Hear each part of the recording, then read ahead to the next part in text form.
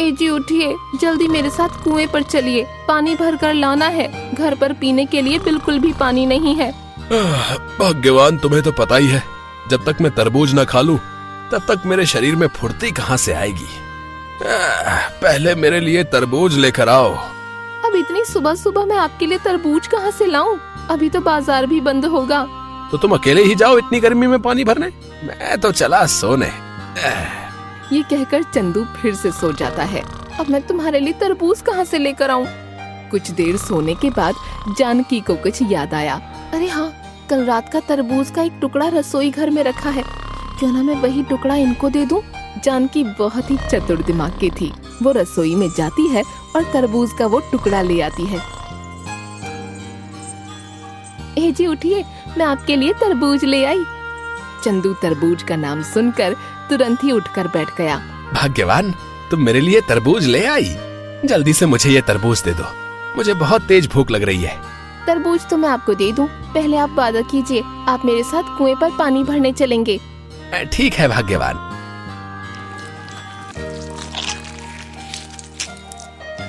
फिर वो दोनों पानी भरने के लिए कुएं पर चले जाते हैं। जैसे ही जानकी कुएं से पानी निकालती है, कुएं की रस्सी टूट जाती है और उसकी गगरी कुएं के अंदर गिर जाती है। हाय राम, ये क्या हो गया? क्या हुआ भाग्यवान? ए जी, गगरी तो कुएं में गिर गई। क्या भाग्यवान, तुमने गगरी कुएं में गिरा दी? अब हम पानी कैसे भरेंगे? हमारे पास घर में केवल एक ही गगरी थी, वो भी तुमने कुएं में गिरा दी। इसमें मेरी क्या गलती है? कुएं की रस्सी टूटने के कारण गगरी पानी में गिर गई। लेकिन अब क्या करें? अरे करना क्या है, जाइए और कुएं में उतरकर गगरी ले आइए। क्या तुम मुझे मारना चाहती हो? ना बाबा ना, मैं कुएं में नहीं उतरूंगा। ये ऐसे नहीं मानेंगे, लगता है मुझे कुछ करना पड़ेगा। जानकी कुछ देर सोचती है और फिर चंदू से कहती है, ए जी, अगर आपने कुएं के अंदर से गगरी निकाल दी तो मैं आपको घर जाकर बहुत सारे तरबूज खाने को दूंगी। क्या तरबूज? ठीक है, मैं गगरी निकालने के लिए तैयार हूँ। तरबूज के लालच में चंदू कुएं से वो गगरी निकाल देता है। फिर वो दोनों पानी भरकर घर आ जाते हैं।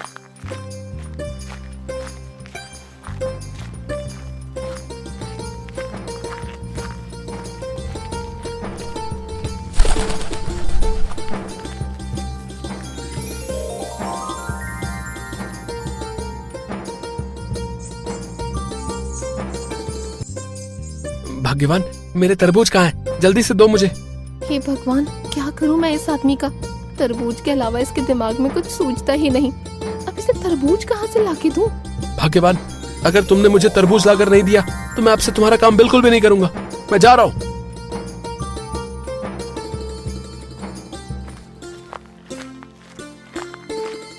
चंदू के जाने के बाद तभी वहाँ पर जानकी का भाई राजू आ जाता है। और बहन कैसी हो? अरे राजू, तू यहाँ आज कैसे आना हुआ?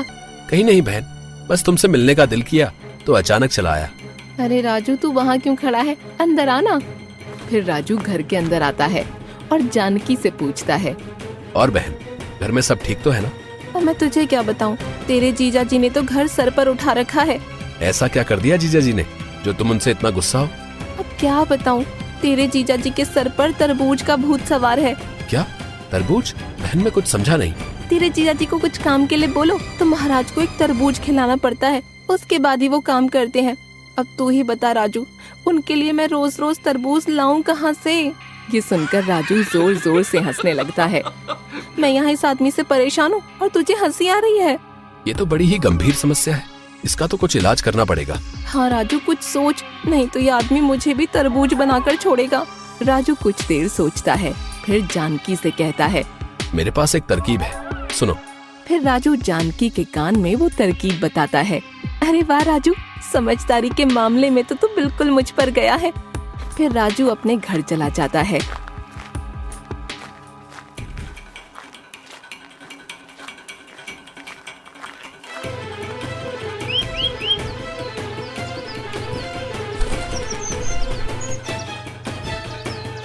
अगले दिन जानकी चंदू को उठाती है। मेरे पति परमेश्वर, उठ जाइए, सुबह के 10 बज गए हैं। क्या हुआ भाग्यवान? थोड़ी देर और सोने दो, जाओ यहाँ से। हे ऊपर वाले, मैंने ऐसा क्या पाप कर दिया था तो तूने इस मूर्ख पति को मेरे गले बांध दिया। बहुत देर जगाने के बाद चंदू नहीं उठता।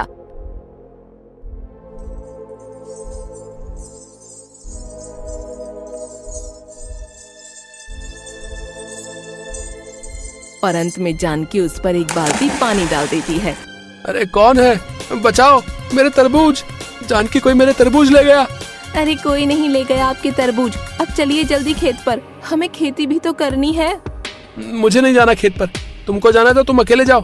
ये ऐसे नहीं मानेंगे, लगता है मुझे राजू भैया की तरकीब अपनानी ही होगी। फिर जानकी चंदू से कहती है, ए जी, आपको तरबूज खाने है ना? हाँ भाग्यवान, कहाँ है तरबूज? अगर आपको तरबूज खाना है तो आपको मेरे साथ खेत पर चलना पड़ेगा। क्या हमारे खेत पर तरबूज लगे हैं? नहीं, हमारे खेत में सोने का घड़ा कहीं पर मौजूद है। तुमसे किसने कहा कि हमारे खेत में सोने का घड़ा है? हमारे पूर्वज ही तो बताकर गए थे, आप इतनी जल्दी भूल गए? मुझे तो कुछ भी याद नहीं है।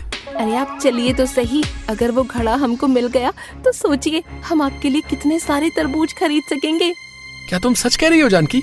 मैं भला आपसे कभी झूठ बोल सकती हूँ? चंदू जानकी की मीठी मीठी बातों में आ जाता है। अगर इनसे मैंने खेती न करवाई ना तो मेरा नाम भी जानकी नहीं।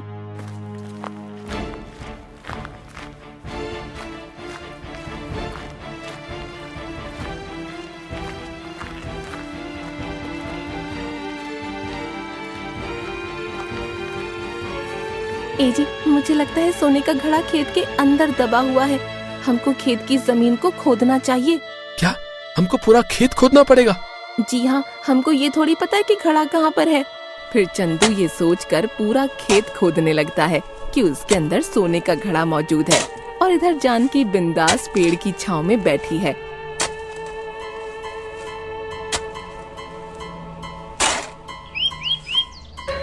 काफी देर खोदने के बाद चंदू पूरा खेत खोद देता है।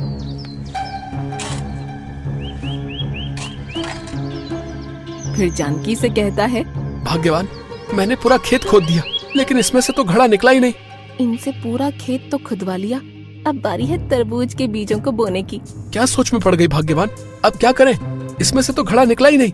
ए जी, हमें खेत में कुछ बीजों को बोना पड़ेगा। जब चिड़िया खेत में दानों को चुगेंगी तो शायद हमको घड़ा दिख जाए। भाग्यवान, तुम्हारा दिमाग तो बहुत तेज चलता है, तुम्हारे दिमाग की तो दाद देनी पड़ेगी। फिर से चंदू जानकी की बातों में आ जाता है और पूरे खेत में उन तरबूज के बीजों को बोने लगता है। चंदू ने घड़े के लालच में वो सारे बीज खेतों में बो दिए।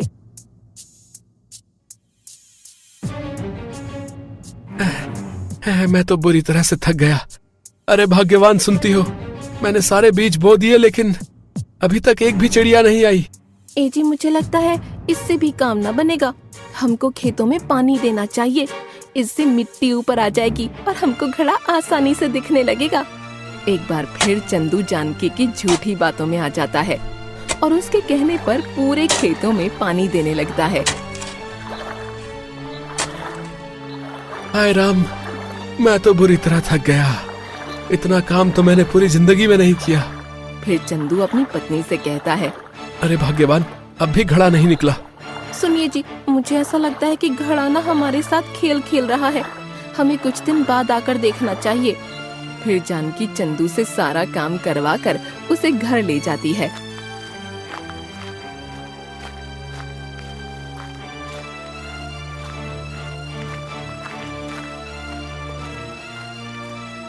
अब बस कुछ ही दिनों बाद हमारे खेतों में तरबूज लगने लगेंगे और उनको बेचकर हमारे घर का गुजारा हो जाएगा।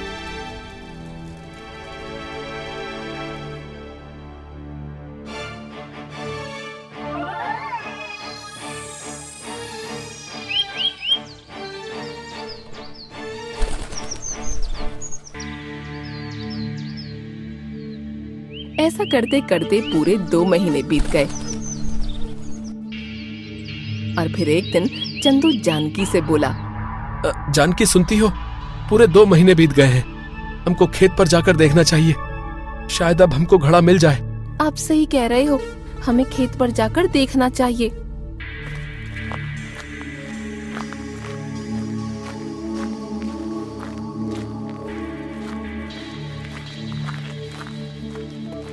जैसे ही चंदू जानकी के साथ खेतों पर पहुंचा तो उसकी आंखें फटी की फटी रह गईं। वो देखता है कि खेत पर बहुत सारे तरबूज लगे हुए हैं।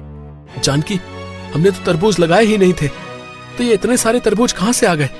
जी, ये सब आपकी ही मेहनत का फल है। जानकी के इतना कहते ही चंदू सब समझ जाता है और वो ये भी जान जाता है कि खेत में कोई घड़ा नहीं है। जानकी, मुझे सब पता चल गया है कि तुमने घड़े के लालच में मुझसे खेती करवाई थी। मुझे माफ कर दीजिए जी, लेकिन आप भी तो अपने आलस के कारण कुछ काम नहीं करते थे, इसलिए मुझे ये सब आपसे करवाना पड़ा। फिर जानकी बाजार में बेचने के लिए अपनी टोकरी में तरबूजों को तोड़कर रखने लगी और चंदू बिंदास बैठकर तरबूज खाने लगा। भाग्यवान, हमारे खेत के तरबूज तो बहुत ही स्वादिष्ट हैं। इनको खाने में तो मजा ही आ गया। फिर दोनों बाजार में तरबूज बेचने के लिए चले जाते हैं।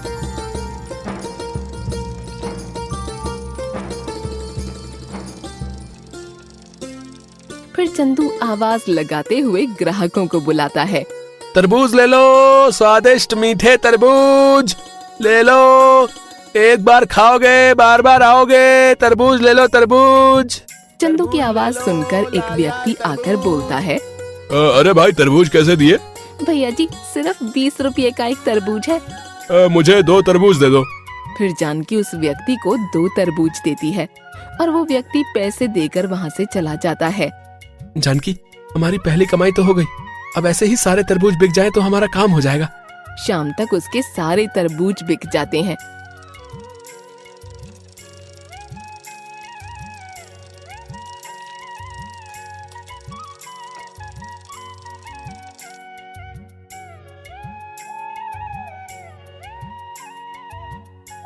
घर पहुंचकर दोनों पैसे गिनने लगते हैं। फिर जानकी चंदू से कहती है, ए जी, आज तो हमको बहुत ही अच्छा मुनाफा हुआ। कल से हम बाजार में ज्यादा तरबूज लेकर जाएंगे। हाँ भाग्यवान, तुम सही कहती हो। कल से हम ज्यादा तरबूज लेकर जाएंगे।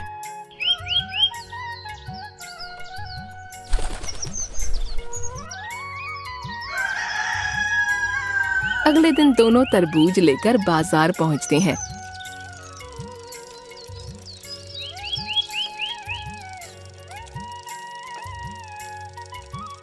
और फिर से चंदू आवाज लगाता है, तरबूज ले लो, लाल लाल तरबूज। एक बार खाओगे तो बार बार आओगे। दोनों तरबूज बेच ही रहे होते हैं कि तभी वहाँ पर एक व्यापारी आ जाता है। और भाई, तरबूज कैसे दिए? मालिक, सिर्फ 20 रुपए का एक तरबूज है। आपको कितने तरबूज चाहिए? कल यहाँ से एक लड़का तरबूज लेकर गया था। वो मेरा ही आदमी था। मैंने तुम्हारे तरबूज खाकर देखे। तुम्हारे तरबूज तो बहुत ही स्वादिष्ट हैं। धन्यवाद मालिक। तो बताइए, कितने तरबूज दूं आपको? देखो भाई, मैं एक व्यापारी हूँ। मुझे ये सारे तरबूज चाहिए। ठीक ठीक दाम लगा दो, सारे तरबूज ले लूंगा। फिर वो व्यापारी उनसे सारे तरबूज खरीद लेता है और कहता है, मुझे और भी तरबूज बाहर बेचने के लिए चाहिए। तुम्हारे पास क्या और भी तरबूज है? हाँ मालिक, हमारे खेत पर और भी बहुत सारे तरबूज लगे हैं। तो ठीक है, कल सुबह मैं तुम्हारे खेत पर आ जाऊंगा तरबूज लेने। जी मालिक। ये कहकर वो व्यापारी वहाँ से चला जाता है। ए जी, हमारे सारे तरबूज बिक गए। चलिए घर चलते हैं। दोनों तरबूज बेचकर घर आ जाते हैं।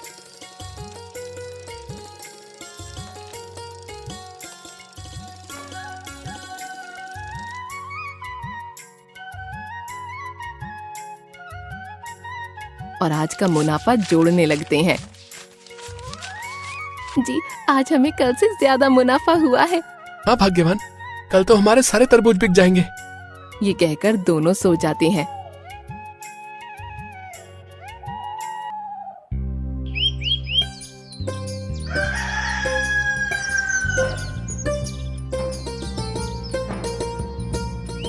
अगले दिन वो व्यापारी चंदू के खेत पर पहुंच जाता है।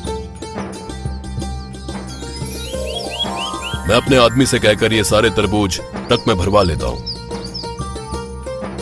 सारे तरबूज ट्रक में भरकर ले जाता है। जानकी ने अपनी सूझबूझ से अपने आलसी पति को ठीक किया और उन तरबूजों के पैसे से उन्होंने एक बहुत ही बड़ा घर बनाया और वो दोनों हंसी खुशी रहने लगे।